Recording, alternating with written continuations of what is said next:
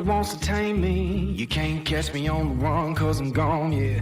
I blaze trails, set fire to what's behind me. No, I'm never looking back, I'm on the run. I could only ever be what I'm made to be. It feels good when I'm living on the edge. Watch me now, roll like thunder, gonna shake the ground. Can't stop me now, I don't give up and I won't back down. I'm a force of nature, can't be contained. I got lightning running all through my veins. Watch me now, watch me now.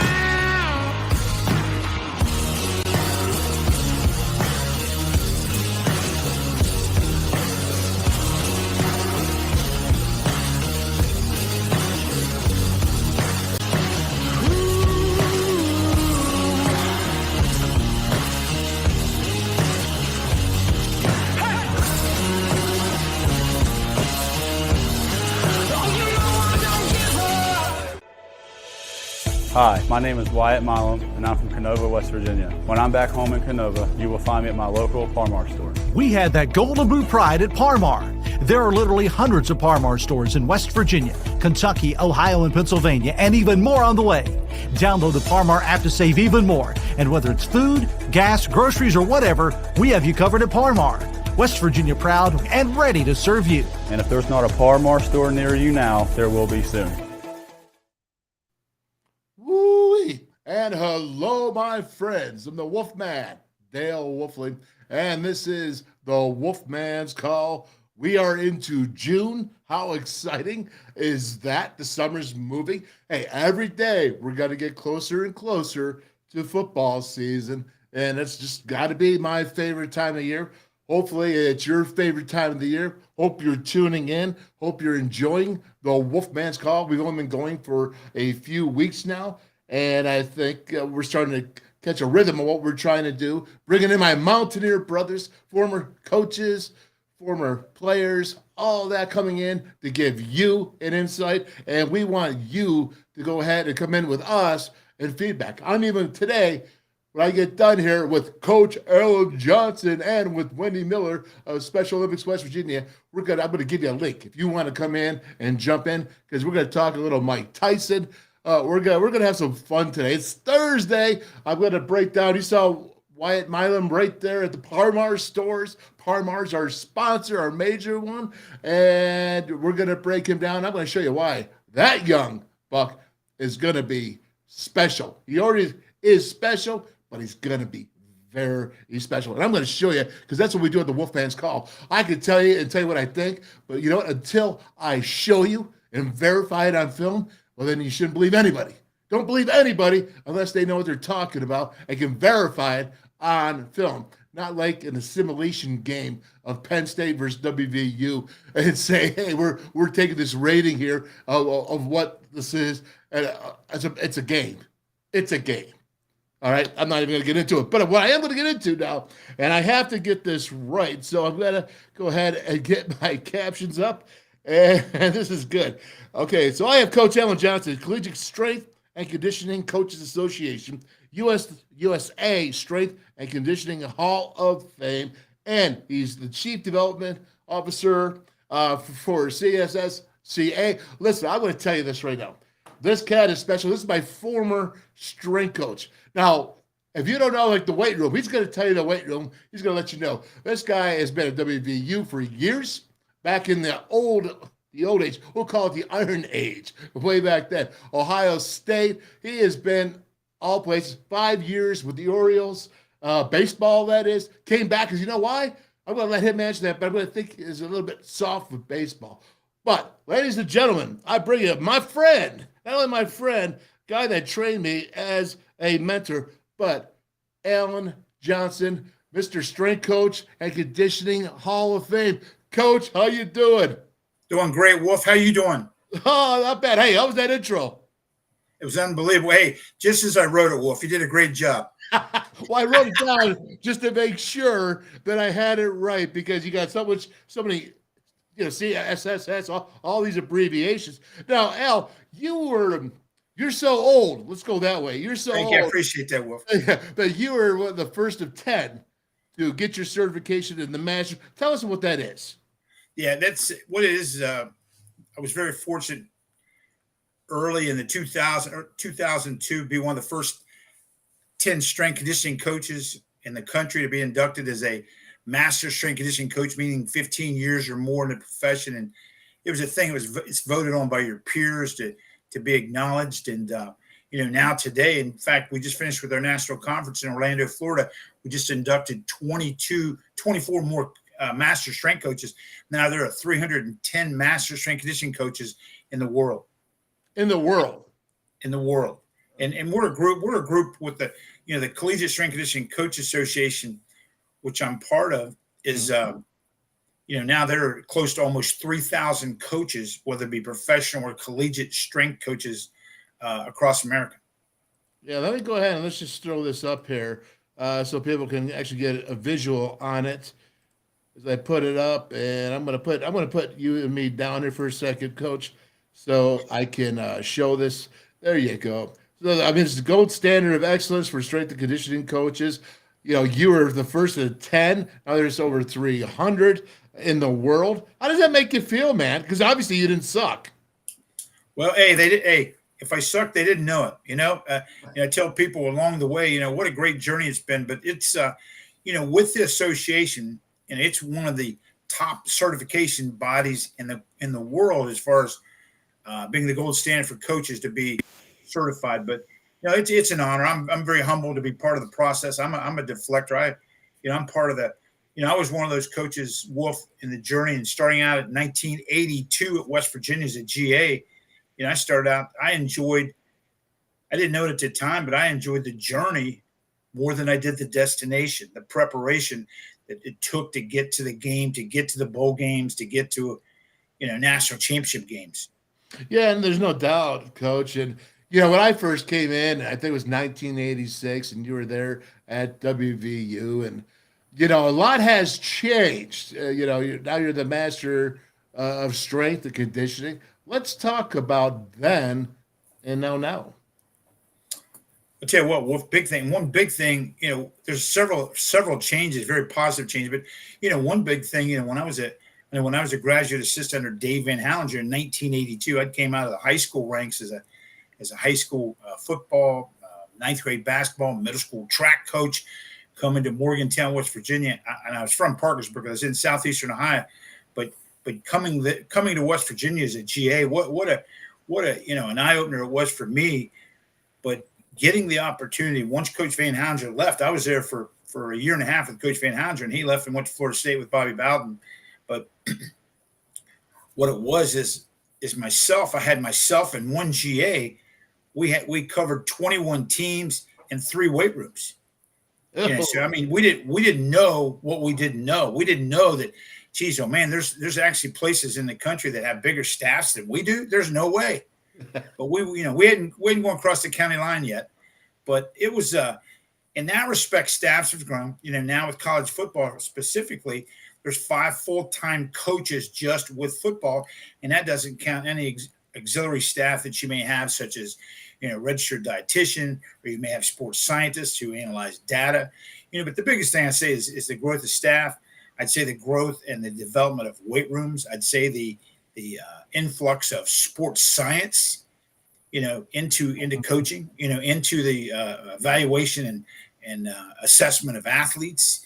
And now, now strength conditioning coaches, I believe, probably have more bells and whistles at their disposal to train athletes, which is a great thing. I mean, I'm glad it's evolved, and it should have been. We back in those early days, starting my coaching career, I mean, even with the Orioles, went to the Orioles after 7 years at West Virginia, and I think I told you the story that I went to the Orioles. The goal was I didn't know if I wanted to go to baseball.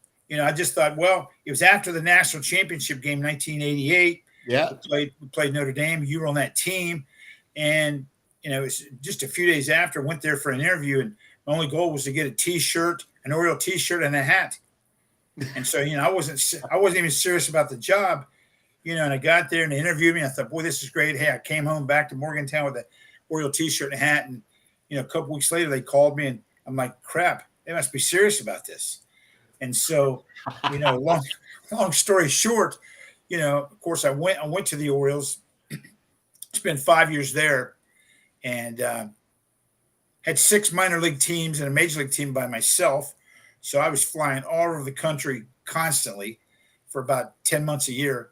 And then the opportunity presented itself to come back to WVU, and it was a slam dunk. It was, the easiest decision ever made. Hardest decision I made was to leave. Easiest decision was to come back to Morgantown and come back and be a Mountaineer again. Yeah, with Coach nailing it. Hey, let me just ask you this. Hey, are baseball players as tough as football players? Yeah, in some respects they are. Yes, because you think about the grind. They play 162 regular season games. You're talking 25 to 30 spring training games, and we're not even talking about the playoffs. And then let's take a right field. How many teams actually make the playoffs? What, 4 now at each thing? I think there's easily four in each division. It's watered down, probably a little bit more now, so because of TV and because of the revenue and money, et cetera. But people don't realize this. Back in I was in baseball 89 to 93, 89 88 actually to 93 at the end of 88 after the bowl game. But people don't realize, back then, if you got second or third place in your division, those were still money spots in terms of the players and the staffs getting a bonus for finishing second or third by Major League Baseball, because keep the teams incentivized to try to win more games and not just to mail it in at the end of the season. Well, thanks a lot, Al. You just blew my whole theory.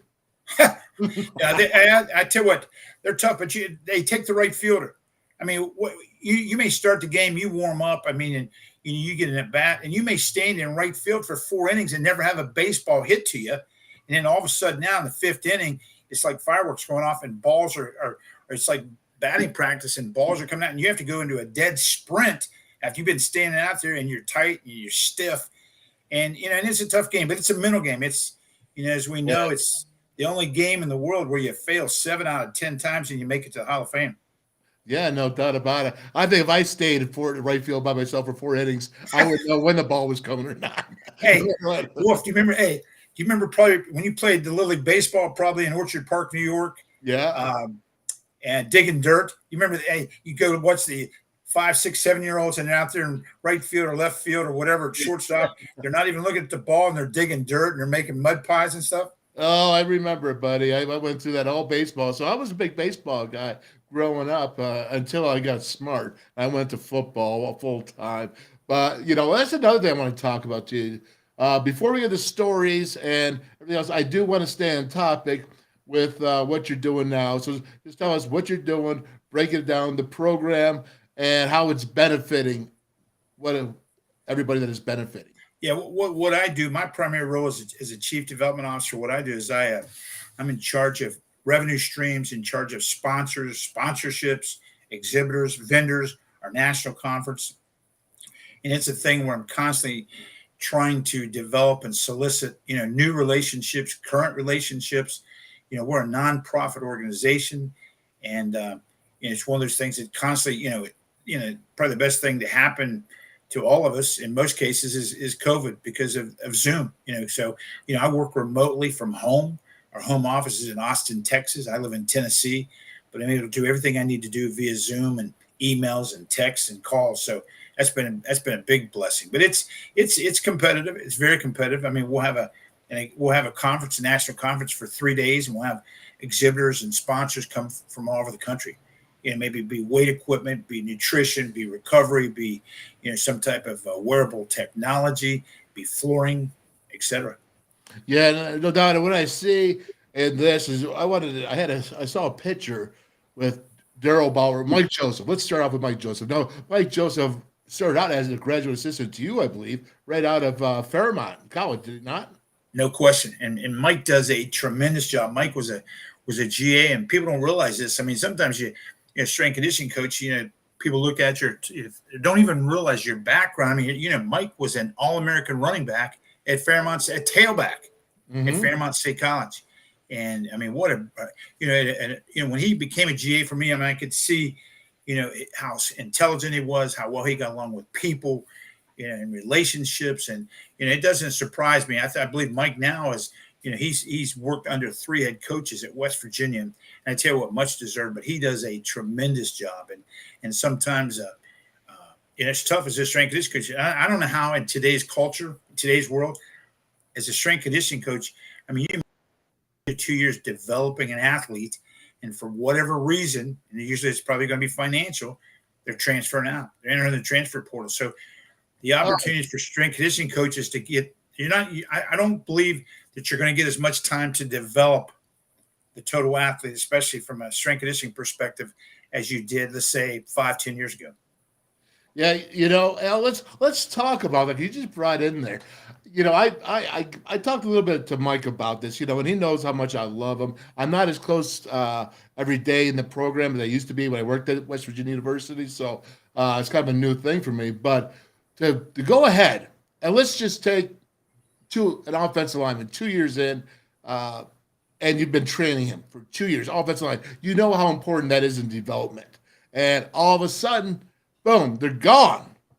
And, you're like, I just put 2 years in, and all you said, the dietitians, the sports nutrition, the stretching, the everything, the recovery. It's also crazy now, but now he's gone. And, it's gotta be a bummer to get frustrating. There's no question. I think the landscape of collegiate sports now, and we don't have to look just at football. I mean, I think you can look at any sport. I mean, basketball or soccer, baseball, softball. I mean, any collegiate sport. I mean, the head sport coaches and the athlete trainers and the strength conditioning coaches, are on their heels because, you don't know, first of all, there's a lot of tampering going on, as we both would agree, in collegiate sports with coaches calling athletes who are already at current universities or under scholarships to try to entice them to leave. But it's just, I just spent from 2014 to 2021, I was at East Tennessee State University, an FCS school, and what they're seeing in the last, I was there till 21, and what they've seen in the last 2 years is that, they're developing, you've got kids coming through and, you have a chance to develop them and you're with them 4 or 5 years. If they get redshirted, you get 5 years. But what you're finding now that, currently just at ETSU alone, they had 17 players that entered the transfer portal. And 2 or 3 of those athletes were as good athletes as they've had come through here probably in the last 15 to 20 years.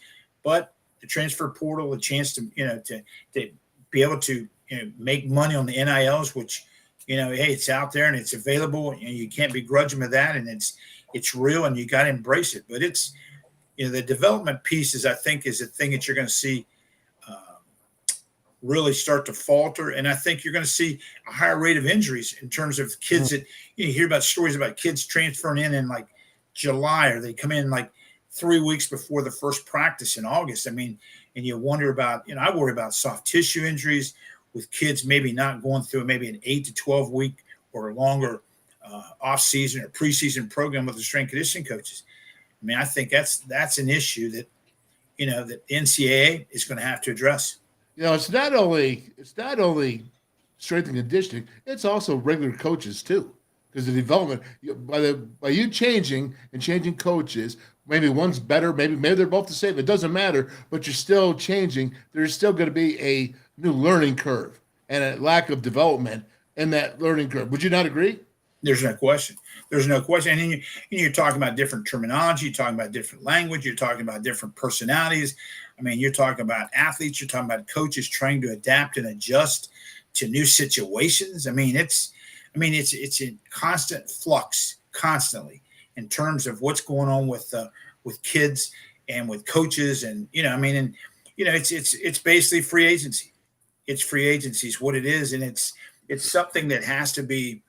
There has to be some controls. There has to be some way of reining it in, because you hear every day you can flip on Sports Center or the radio or whatever, and they're talking about tampering. They're talking about the transfer portal. They're talking about NILs, and and the thing is, the thing that, and I think you touched upon this because I got a chance to listen to your show yesterday with Mike Jacobs and Meg Bulger. The thing is kids are. How in the heck are kids getting money before they've ever played a snap or played or bounced a basketball on a court? That's the question, right? I don't understand it. I really don't understand the concept. I mean, and it's going on and it's happening, and hey, we have to figure out how to make it work. But it's insane to think that, hey, I'm going to give you $500,000 and you're all world from whatever high school you're at, you're a 4-star, you're a 5-star, whatever. It still doesn't mean that you can play the game at the highest level. No, that's for sure. And only time will tell. And if you go ahead, if you're going to be the working, but what Michael Jordan said, and that's where it all started from, was he's saying is that you're not going to work as hard if you already have it in hand. And I think that's just human nature. I mean, that's not even attacking anybody's character, but it's just, if you're hungry, you're going to work hard because you haven't obtained that level of comfort. And, I don't know. That's the way I see it too, but it's good stuff. So obviously transfer portal does affect not only on the football field, and they're learning a learning curve with all the new things going on, but also in the weight room. Fair to say, right? That's what we just said. There's no question. I mean, it's, you can have an athlete that you've been training for a year, 2 years, 6 months, whatever it may be, and the athletes get along really well and they're making progress and making changes in their body and their performance, and then one day it's the end of the semester and they say, hey, thanks, I'm out of here. Thanks for my all my protein bars and Yes. But I'm out of here. I'm gone. Okay, so let's get into I want one more topic really about modern day is what is the emphasis for all the people who are watching here and that will watch later on. What is the emphasis that you want to get across about training, today's modern day training? I think that athletes today are bigger, stronger, and faster. I think the resources they have to become a better athlete are there. The only place where success comes before work is in the dictionary. And I still think that you need to put the time in and put the effort in. I think that, for those parents and they're out there, they're listening and watching. I mean, geez, in some respects are some of the old ways of holding kids accountable and discipline and respect and all those things go hand in hand. And I think you see that as a byproduct of kids that come through or come to you and, they work hard. They've got great work habits. They're disciplined. They're respectful, those type of things. It's a direct reflection on society. It's a direct reflection on how they were raised. And then just flip the coin. Those kids that come in, they have no guidance. They have no direction. They're not disciplined. They don't communicate well. They don't show respect the way they should. I used to, early in my career, I used to get upset because you see athletes come in, you think, geez, I mean, how did they get to 18? How did they manage to get to 18 years of age and get this far? Is that what you said about me? What's that? Well, yeah, basically you. Yeah. I'm talking about when you were in 1986 after the first or second scrimmage of the fall after your freshman year. I'm talking about that when I remember one day, and I'm jumping off the track here, but I remember getting ready to go home, spend some time with the family, go to cook out for dinner and getting ready to turn the lights off in the weight room. I look over in the corner and there you are. You're the last player in the building. You're over in the corner. You're sitting down. You haven't even taken your equipment off. And you're sitting there. And I remember coming up to you and looking at you. And I'm not saying this to embarrass you, Wolf, but you had tears in your eyes. And I'm like, Wolf, what is going on here, dude? And the thing is you said, Coach, I'm not good. I'm not good enough. I'm not good enough to play here. I said, Dale, you're 18 years of age. You just got here. This is your first or second scrimmage in college football. Most of these guys are 3 to 5 years older than you. And you know what? If you stay the course and you work hard and you do all the little things, you're going to have a chance to be successful, as evidenced by, you made 2 all Big East teams. You captained your senior year. But what I'm alluding to is today, stay the course, work hard. We still emphasize the little details of, making your bed. Making your bed tells me a lot about you. How you enter and leave a door. I mean, as far as do you let people walk in front of you? Do you open the door for people? Do you put your plate in the sink? When you're done with the meal? All those things tell me a little bit about your character and your upbringing. And those are all core values of things that have been going on for the last 100 years. But To me, they're important and they're relevant. But, I just think that athletes today, they need guidance and need direction, and don't give up on them. Keep singing the message. Keep preaching the message. And the head strength coach and all strength coaches, let's just say, all are psychologists for players. Any player, any athlete, they're psychologists. They spend the most time with them. And, like that was a freshman, and it hurts to get hit, man, by a 22-year-old man. When you're 18 and you're on the offensive line, it hurts to get hit. You get some doubts in your mind. But then a year later or a spring ball later, I come out with a painted face. If you remember that. Yes, I do.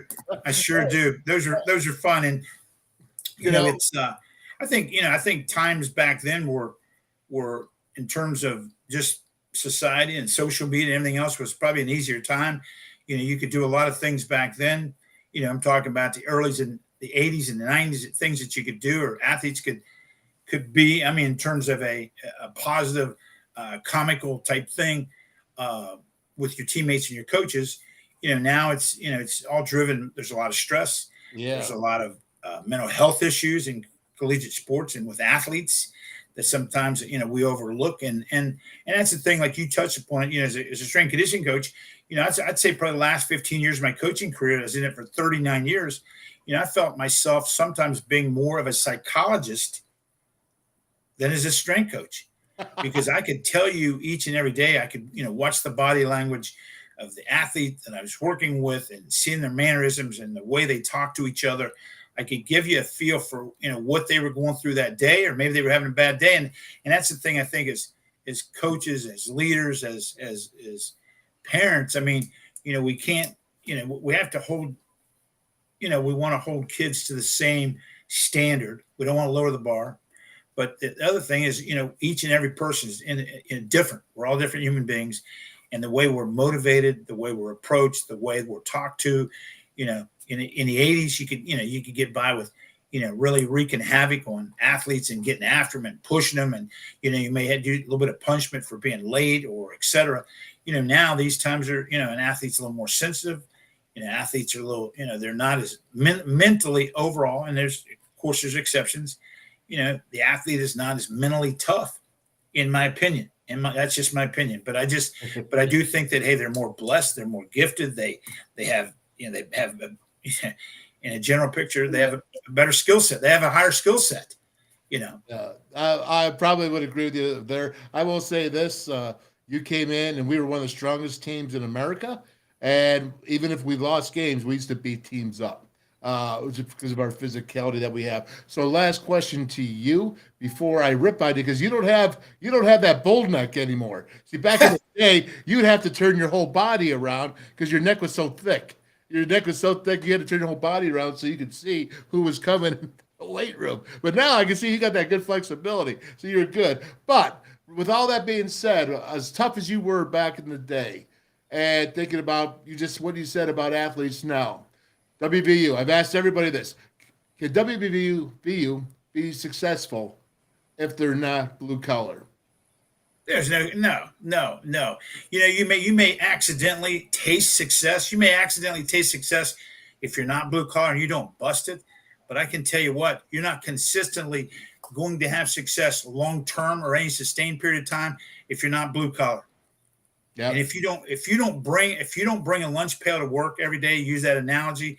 If you don't bring a lunch pail to the weight room, to practice, for the preparation portion of going into that season, tell you what, it's going to ding you, and it's going to get you when it's 3rd and inches on the 1-inch line going into the end zone, or it's 4th down and your butts and your back are in the end zone and you're trying to stop the opponent. It's going to catch you. And the thing is, it becomes the problem you look at now, and I would worry about today's culture is will the NIL will that eventually destroy the chemistry in the locker rooms once kids know what the other guy's making? I'm the backup guard and I'm making $400,000 a year, and you're starting at guard and you're making 150, and then you're going to get upset because you're thinking, wait a minute, I'm starting and this guy's sitting behind me. He's not playing because I'm not going to let him take my job. He's not going to play while I'm here unless I get hurt, and he's making 250 or 300 more than I am. I mean, that's one thing I would worry about in today's culture, and worry about coaches. I mean, coaches, how do you control, how do you manage that? And getting back to the psychology realm of things, you know, the head coaches, the strength coaches, the trainers, the assistant coaches. I mean, I don't know how you do it. I mean, it's a hats off to everyone who's still in the game and still doing it. And it's a day-to-day battle, I'm sure. All right.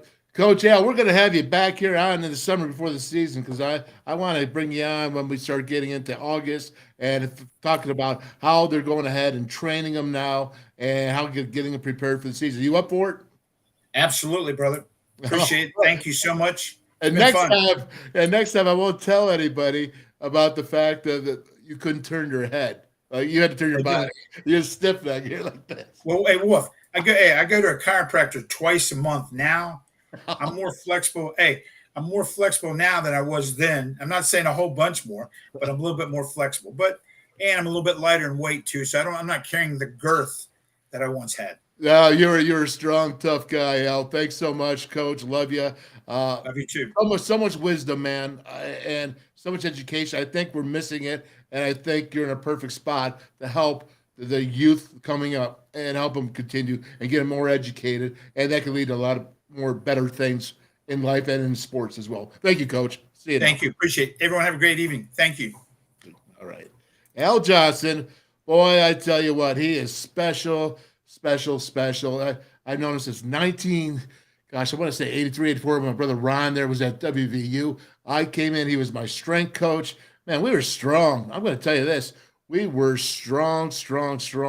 And now I'm going to just move on. Because backstage, I have somebody very, very special, and it's not because she works with Special Olympics. And that would be Wendy Miller. And I have it up here. She is the Director, Sports and Training, and Director, Unified Champion Schools at Special Olympics, West Virginia. Wendy, how are you doing? I'm great. How are you? Oh, well, this is what I'm going to do. We're going to celebrate, right? We got the games coming back. Right? This is going to be the first time the summer games are going on since COVID in a full way, correct? That's exactly right. We have not been able to do a full summer games as we like, with dinner, dance, full days of competition since 2019. So we are super excited about tomorrow and Saturday to be able to bring over 550 athletes from around the state to compete for the next couple of days. Yeah, you know, I started out trying to work with you guys through Aaron Gizzy, and it was the polar plunge. And Gizzy, everybody knows him in Morgantown up there at Lakeview, the golf pro, and how involved he was. I was really surprised to find out he was in the executive level. But the thing is, I found out is I know what he does, but what you do, I just read what you do, but you do everything. Pretty much. I mean, honestly, you're all over the place and doing this and raising money here. You're organizing, you're getting people together. Talking about these games now tomorrow, you need people that can contribute and help you. You said spots are still open. Oh, absolutely. We are still looking for volunteers that can come and help out at swimming, help out in track and field.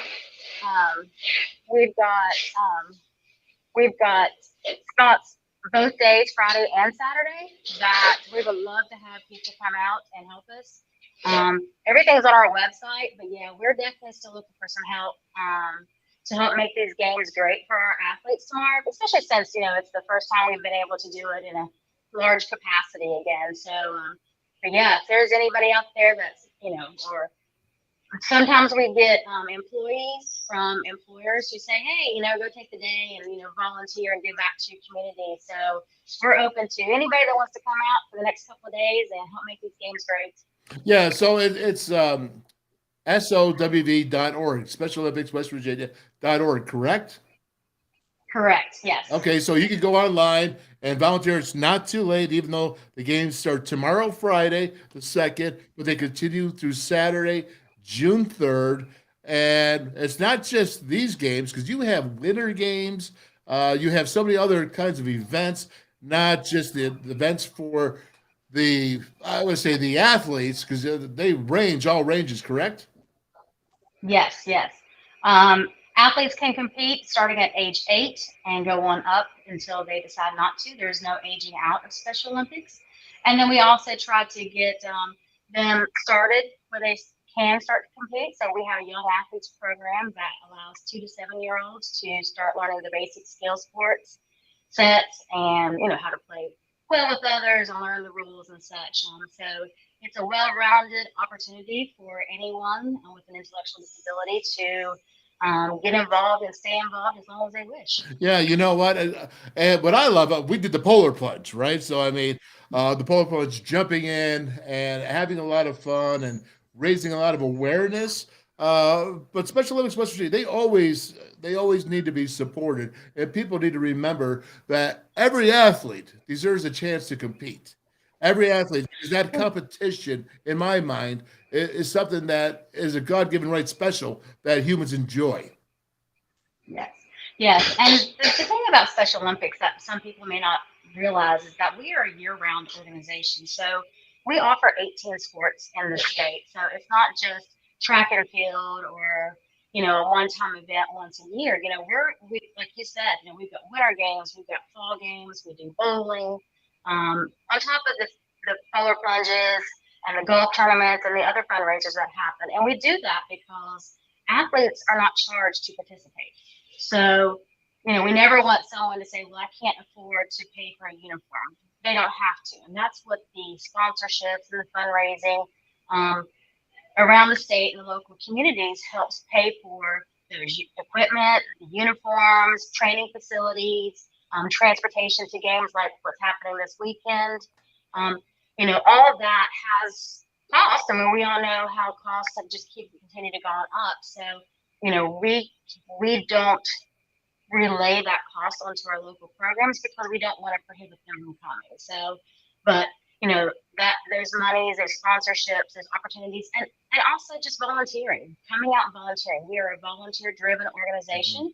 So obviously, as you said, I mean, it's myself and our CEO right now, so we can't do it without our volunteers, whether that's coaches, county directors, or day of event volunteers who are coming out and giving their time and energy like the next couple of days to help make our athletes' lives a whole lot better. Well, I'm going to say this, Wendy, if I may. It's a blessing for me to be involved with Special Olympics West Virginia.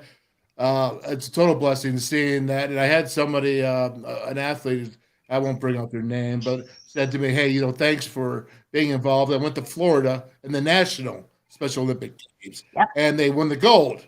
And I said, all right, you're all right, champ. You're a gold medalist. That was a really neat experience for me. And so I think I've been involved with Special Olympics West Virginia for the last 6 or 7 years. And I encourage anybody and everybody, if you can get involved one day, if you can give any money, whatever it may be, you take anything because, again, nobody's being charged, but you're there. And it's a true golly, man, I'll tell you what, it's a true service to the human people of West Virginia because there's a lot of families involved. There's a lot of, obviously, the athletes and the joy they have, but it's also a help for the families to see them and have that joy and that experience in a difficult situation a lot of times. So I want to just say kudos to you. If you ever need anything, and I mean anything, you come on to the WolfMan's call and we'll get it out there. You gotta, like I told Meg yesterday, a game changer. These are what's really important. Special Olympics West Virginia, game changer, WMS show. This is what's really important in the state. And I just want you to know is that Special Olympics West Virginia is right on top of the list for me. Well, and we can't say enough how much we appreciate your support. You are, like you said, you've done so much for us, and even just awareness campaigns that you've helped us with. You also helped us kick off when we took teams and athletes to Florida last year for the USA Games so they could represent Team West Virginia. So, kudos to you too, because you've jumped right in and helped out wherever and whenever's needed, and we greatly appreciate you. All right, Wendy Miller, your list is too long of all that you do. Special Olympics West Virginia, we thank you very much, and have a great weekend in the Summer Games. All right. Thank you so much. We'll see you soon. All right. Thank you. Bye. Bye-bye. All right. I'll tell you what, some people just blow my mind for who they are, what they give, and how excellent they are. I look at Meg Bulger yesterday and all the people that came out to Game Changer. And like I said, now I look at WV Medicine Children's and I look at Zyler Hawkins, my good friend, who's gone through so much in her life. She's a champion. She's a winner, a champion, and all those really things that really matter. So let's go ahead now. Let me go ahead and get this caption off here, Wendy. There you go. And we have that. So what I told you is you're going to make the call. I have Mike Tyson coming up, and I want you to tell me what you think. And I'm going to do something right now. I hope is going to work out well. We'll see how it goes. This is all new to me. And when I sit here, I'm going to go ahead and I'm going to put out my link.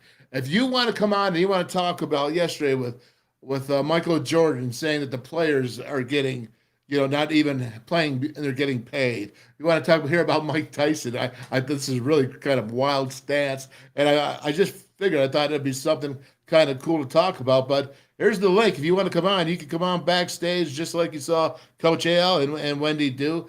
You can go ahead and click that, but please be respectful. I'll remember you if you come on, and I'll cut you off right away. But let's not go there. Let's not talk about it. Let's go with this right here with Mike Tyson. I had the best 3 years of my life in prison. Wow. Yeah. That's interesting for you to say that, bro, because you had millions. I had peace, though. Over the $30 million for one fight. Jay-Z's lying. Hey, listen, can I tell you something? That don't mean nothing when you don't have your peace, your stability, and your balance. You don't give for we don't even want it. You want to give it to somebody else. You need your sanity to dictate any part of life. Because, God, I always tell people, God punishes you by giving you everything you want. See if you can handle it.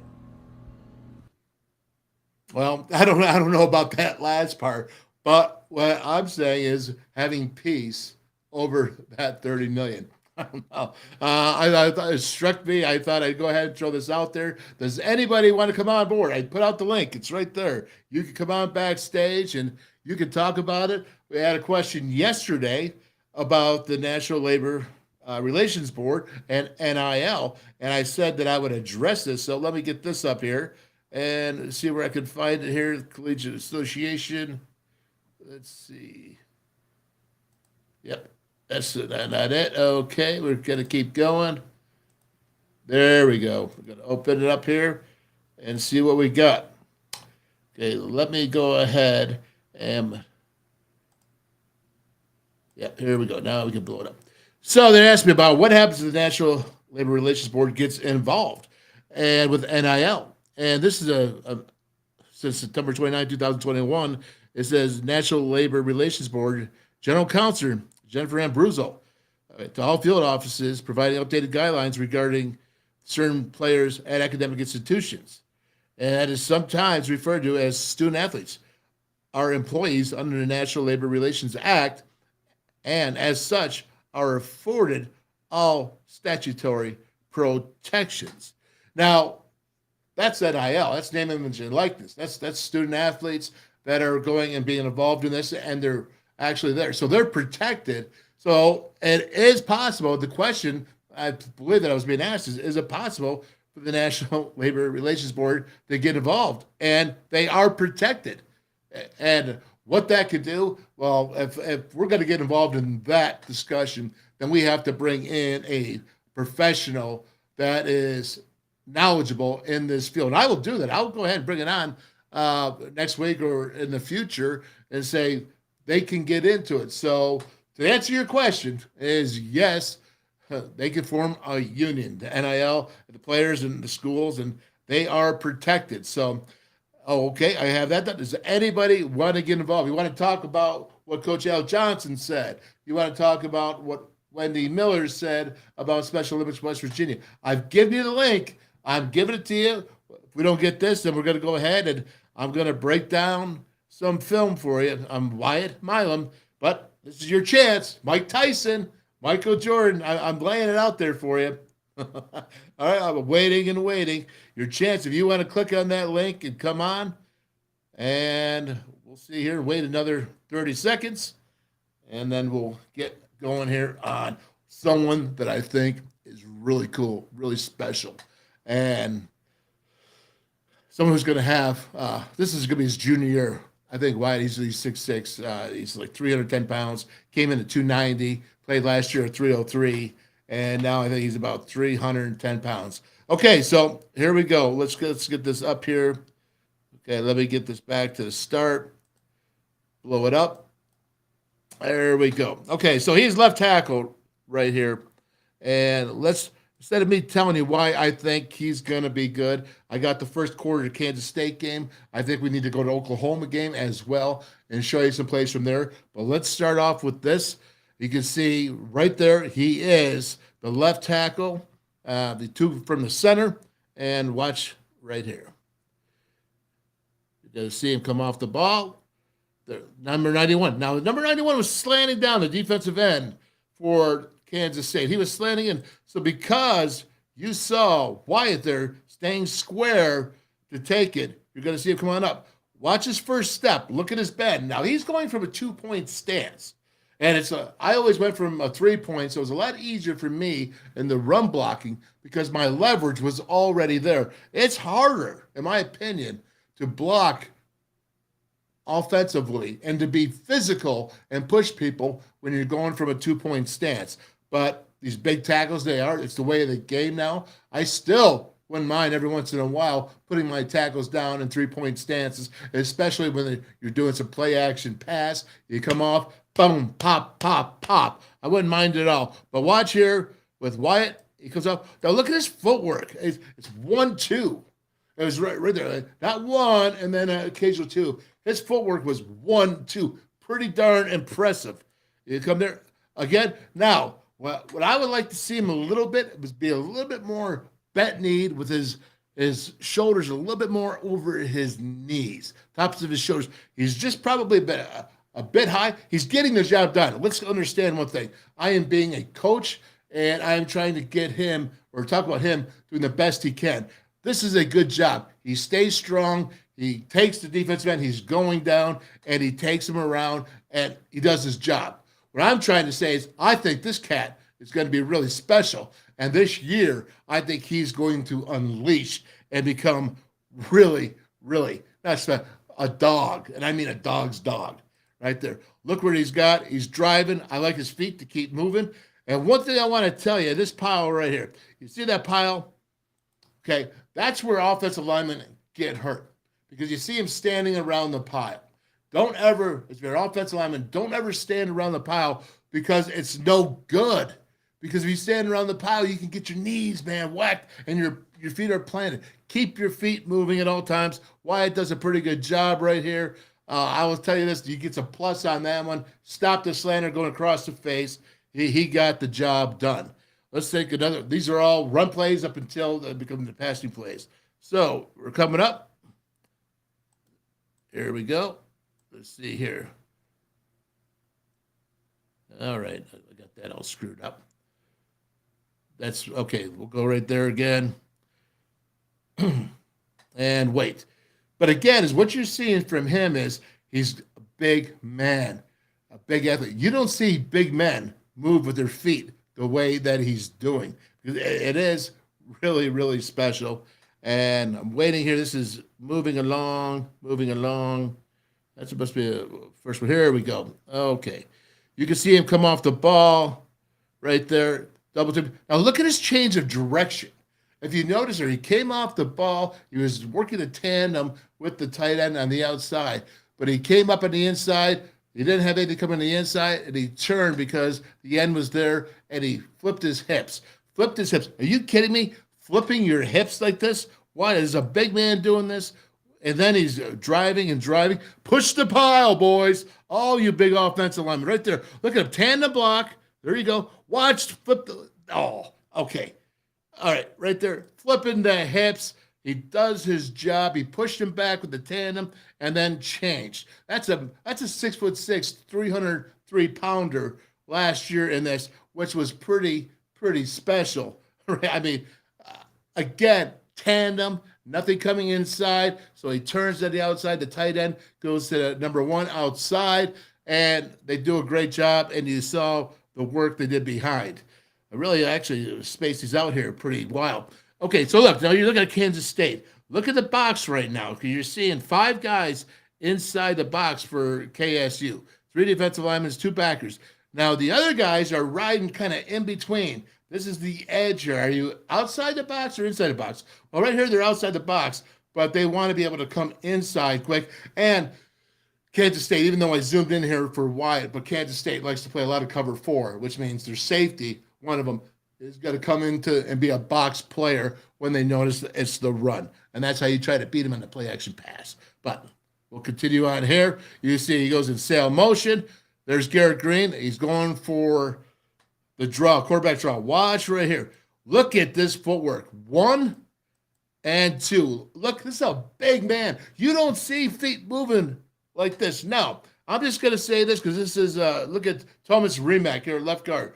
Look at his base right there and his feet. Now, he's just a youngin', okay? But what I'm trying to show you is that Wyatt right here, look at this footwork. It's quick. And this is why he was a 4-star, and I thought he should have been a 5-star offensive lineman. I really believe coming out of high school again, but that's another day, another subject. But watch him. He cuts off the defensive end. So he literally moved. Okay, literally moved 2 feet before the defensive lineman even came off the ball, and he cut off his inside. The defensive lineman is coming down, but Wyatt with that fast feet. This is why, in my opinion, he is going to go ahead and get paid like that, because his feet is 1-2, man. 1-2, 1-2, 1-2. Again, you pop, pop, pop, pop. Change the direction. Remember the change of direction? He goes 1-2 quick feet, and he's driving up, and then he's got to flip his hips to the left. It's great footwork. They're saying this is what you're seeing by Wyatt Milum being special. Everybody talking about why is he so special? Watch him come off the ball here. You can see it. I'd still like it. I'm looking at him right now. I would like to see his pad level a little bit lower. But again, not a bad job. He gets banging. And, you know, these Kansas State players are tough. And again, they just keep moving it, man. There you go. Look at this. He flips it. Oh, that's so good again. That is good. Let's keep it moving. Keep it going. You know what I like about this is that this young man is shown a great toughness in what he has done. And if I look right here, again, you have this play again. That's the same play. All right. We had a cutoff. Sorry, that's my fault. I thought that play looked familiar. Here we go. Okay. Again, he's in a 2-point stance. You can see the guards in the center got their hand down. Right tackle's in a 2-point stance. You have the tight end in the hip pocket. You got motion there with Sam James. And what are you going to get here? I think it's going to be a run. Oh, wow. Look at that. Look at that pickup over there by Doug Nestor. You see that linebacker blitzing? That is good stuff. I just want to point that out because Doug, now he's moving out to right tackle. But again, that's a great job by him. Look at Wyatt right there. Great job. Let's keep going here to see the backside. Watch Wyatt here, 64, left tackle. Again, there's his feet. He's under control. Look at him. Look at his body position. He's got bent knees. He's got those long-ass arms. Look right there. Again, he attacks, and he keeps driving his feet. That's a big-time job. I mean, that's a really, really good job by Wyatt Milum and moving to the second level. Because when you're in the NFL, coaches and the scouts, they want to see, can you go and do a tandem block, a one block, whatever, and then go up to the next level. And you can see from there that Wyatt has no problem going up to the next level.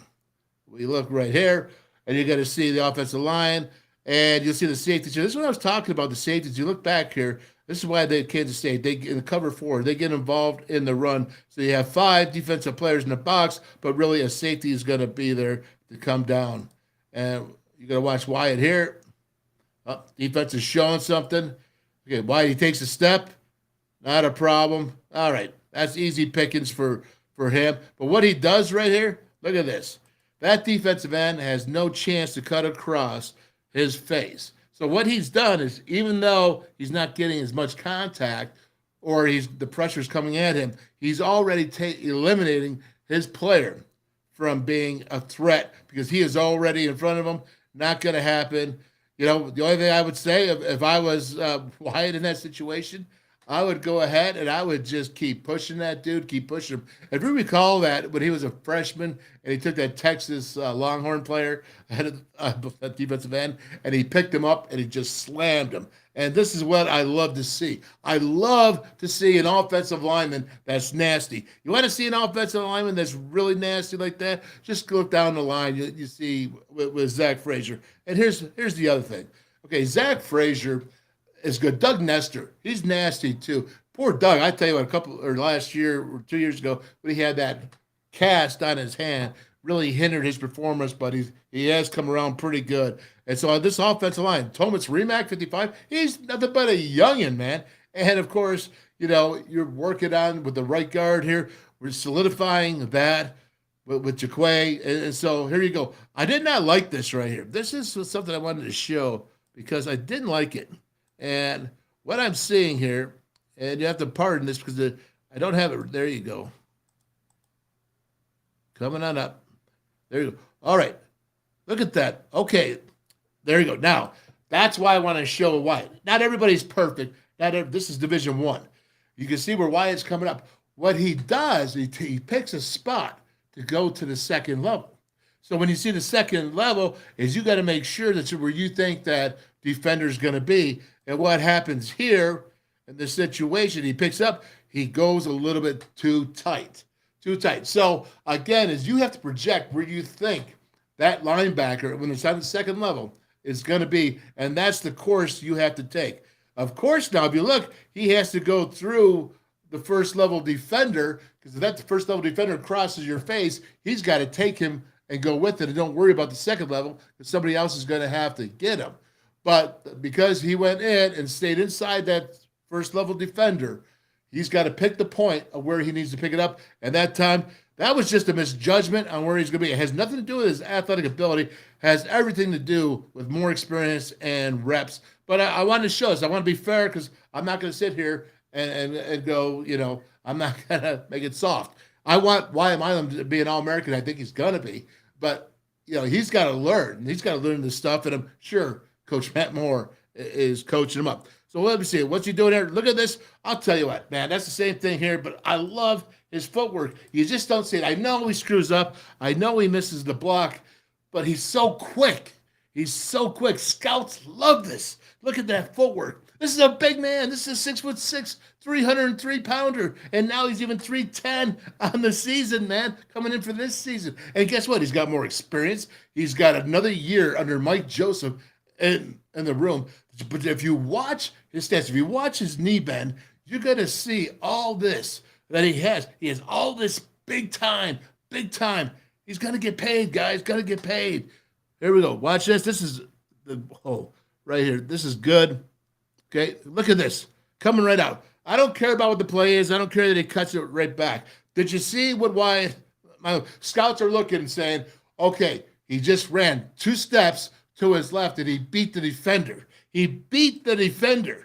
And then, go ahead, watch this again. Just watch. Here you go. How quick. He's in a 4. He's head up. The defender, look at this. The defender can't even get to the outside. You can see that he's trying to keep that leverage. He's not going to get it because, why? Because he's got too good a footwork. And he's keeping square to the line of scrimmage. And what does he do? Oh, look at this. He comes off and he's making the block here. This is a mobile offensive lineman, and he gets tripped. Hey, did you see that? Somebody fell on his legs. Did you see him moving his legs? Yeah. If he would have stopped and not kept his feet pumping, always keep your feet pumping as an offensive lineman.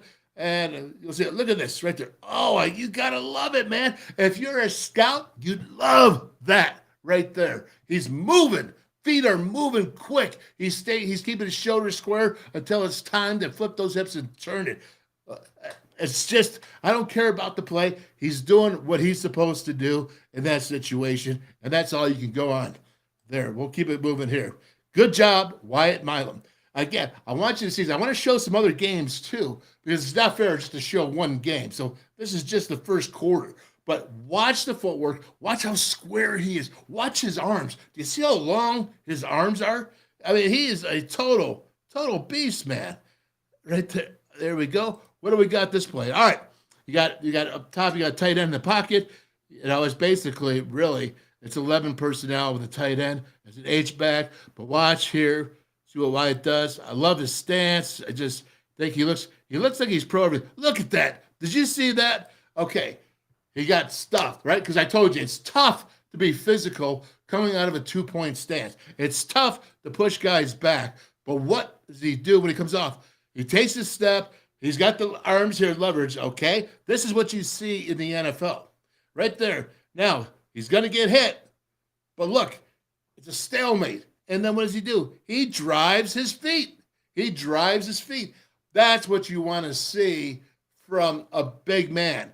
Footwork, okay, after the hit, because so many guys, and I probably did that a lot in my time too. So many guys, you want to stop your feet after that initial hit because you're straining, you're popping, right? You're coming to a max point collision. And then what happens? Okay, and what happens is you get stuck and stalemated right here. Okay, this is short yardage, I believe. Now you have a tight end over wide here to the left. You got a tight end. So basically got one running back. You got two tight ends. You can see the two receivers up top.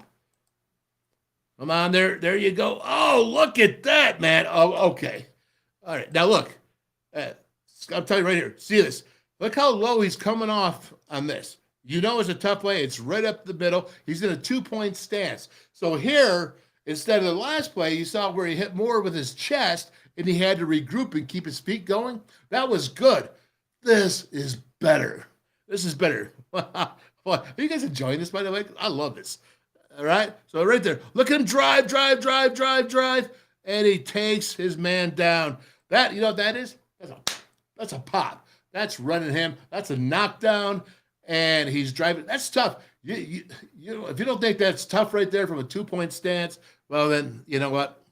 I disagree. I'm telling you, it's very tough. Look at that. He had the leverage. He was lower than the defensive lineman who was in a 3-point. That is tough. Good job, Wyatt Milum. Well, we just lost it. All right. Well, next time, the next showing is I really want to get in there and show Wyatt Milum in the pass protection because it's so cool. Again, we see that there. Let me see. Got to get better. My spacing here when I did this was not quite as good, but I will get better, and I will make sure that we can get and do some more cool things. Let's see right here. I think this is one play I want to show before I go. All right, nice. Okay. Again, look at his body control. He hit his guy. It was a combo block going to the outside. He slipped off him, but what does he do? He gathers himself. This 6'6" dude, okay, gathers himself. Let's watch slow-mo. Right here. Let's see it. Okay, you see right there. So this is a combo block between him and Thomas Remack, the left guard. Okay, he's going to go to the outside. If this defensive lineman goes to the outside, he should stay with him. What happens here, you see Thomas Remack, the left guard, he stays with him, and he comes off him, but it's almost he loses his balance, but this is the type of athlete he is. He's, again, 6'6", 303 pounds, and he's right there. And he gathers. But now, here's what I want you to do. Hey, Wyatt, go attack 32, man. Is that 32? Yeah. Go attack and be physical and let him know that you don't want to see me coming down here at you. You don't want to see me. You know who was really good at that? Oh, I'm going to tell you, Richie Bram. Richie Bram he'd come off the first level, and he'd come up and he'd attack that linebacker. And the linebacker could be staying back. It didn't matter. Richie was going to come and find you. Richie was a seek and destroy offensive lineman. In fact, I had film. I think I've lost it. I misplaced it. But Richie, I remember he was backside, and they went outside play to the left. No, he was the right. Okay, so outside play. And what happens, he ran through his defensive lineman the first level, and he pancaked him. He knocked his dude down. He was cutting through, and it was the outside play over here, so he's running this way. He's cutting through, and then he went up to the next level. and he met the linebacker right there, 4 yards deep. And guess what? He pancaked his can. And then the play went around, and they was down there like 10, 11 yards, and the safety was there to actually tackle the running back, and Richie went and pancaked that dude. Now that, with Wyatt Milum, what he could do, I think you're going to see that a little bit more this year, and we're going to watch a little bit of Oklahoma film, but I want to get into pass pro next time. That's the running there at Kansas State. So the next time we'll get into a little bit of pass pro, but I wanted to show you because the dude is good. The dude is good, but it's his feet, it's his footwork, it's his body positioning. And that's really, at 6'6", when you can have that type of movement, that type of footwork, and toughness too, because he's really moved on up each and every year, which you would totally suspect. Richie Bram is a really good model to look after, but Richie Bram is really special too, as an offensive lineman. But Richie Bram had 3 knockdowns on that one play, and Wyatt is every time that he can, and this is just for him, if not probably even listening to me, but for him, you go attack that dude. Because you know why? Scouts and coaches love it. They love it. They're like, oh, look, that guy's not even to play. What's he doing? He's, stuff coming out of his neck, man. That's what he's doing. All right. Well, I think you got the idea for Kansas State the first quarter. Next time, like I said, we need to go ahead and talk about his pass pro, Wyatt Milum. You know what? You can tell. I like the guy. I think he has a big future ahead of him. When you have that opportunity to turn it up a notch, I think that's something that you learn as you go along. And I think he's right on track. Okay, nobody came on board, man. Nobody came on board. I say, hey, is that Tato? What do you got there, buddy? All right. You love this. Okay, well, I'm glad you do, man, because that's cool. That makes me feel a whole lot better. And we'll keep doing this for you all summer long. We're going to break it all down. We're going back to last year. This is what I don't like. All right. I don't like sitting there and people saying, well, I think we're going to be this year. I think we're going to be better. I think we're going to be worse. Okay, you can say that. But let's back it up. Let's find out why you're saying that, because I think it's so important for you to at least be able to have a reasoning. When you say, I think WVU is going to be a lot better this year, okay, what are your reasons? Was it the transfer portal players coming in? Was it the guys that are moving on up as opposed to the guys that were leaving? Is it the quarterback situation? It's okay. It's okay for your thoughts. It's okay for your opinions. All right. But let's go ahead and talk about it and be reasonable, respectful, but have something to back it up besides you think. Why do you think that? And that's what I'm trying to get after. Again, nobody took me up. Come on in. I want you to come in, man. Come on in. And I'm not going to make you a breakdown film, and I'm not going to sit there and say foolish things to you. We're going to just be real. All right. So with that being said, my friends, the WolfMan's call for June 1. We're out of here. God bless everybody. Be safe. Have a safe weekend. We'll see you Monday. I think next week we're going to be coming at 3 o'clock, and I think we're going to keep it at 3. But you never know. We'll see you. God bless. Take care.